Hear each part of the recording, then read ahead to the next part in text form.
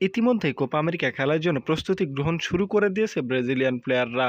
মূলত ২টি প্রীতি ম্যাচ খেলার পর সকল প্লেয়ারই কিছুদিন ছুটি কাটায়। সকল প্লেয়ার তাদের বন্ধু-বান্ধব বা গ্রুপ এর সাথে এবং কেউ জীবনসঙ্গিনীর সাথে ঘুরে বেড়িয়েছেন, কিছুদিন মজা মাস্তি করেছেন।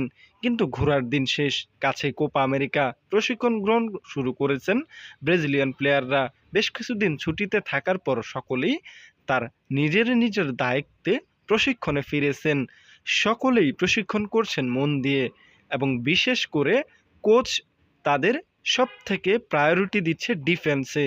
ডিফেন্সে যেহেতু একটু নরম, তবে সব দিক দিয়েই দেখছে কোচ, তবে প্রায়োরিটি বেশি দিচ্ছে হয়তোবা ডিফেন্সে, কেননা ডিফেন্স একটু বাজে। তবে ফিনিশিংয়ের কথা বললেও নয়, ফিনিশিংও কিন্তু একটু বাজে। তাই সব দিকেই নজর রাখতে হবে কোচকে। হয়তোবা তিনি সে কাজটি করছেন।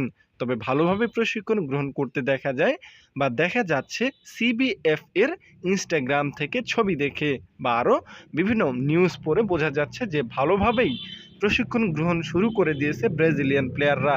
কোপা আমেরিকা জয়, এবার কোপা আমেরিকা জয়ের দিকে বা কোপা আমেরিকায় ঝলক দেখাতে পারে ব্রাজিলিয়ান প্লেয়াররা। তবে গত ২টি ম্যাচে একটি ম্যাচে পারফরম্যান্স ভালো থাকলেও অন্য ম্যাচে ড্র নিয়ে বাড়ি ফিরেছে এবং সেটিতে তেমন ভালো পারফরম্যান্স অনেকেই করতে পারেননি।